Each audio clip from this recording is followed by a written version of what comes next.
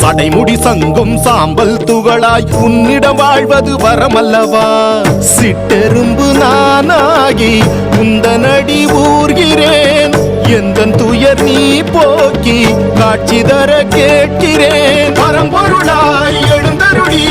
உலகம் யாவும் தாங்கிடுவாய் உனதருகே சிறு துகளாய் உன்னை பாடி தவம் புரிவேன்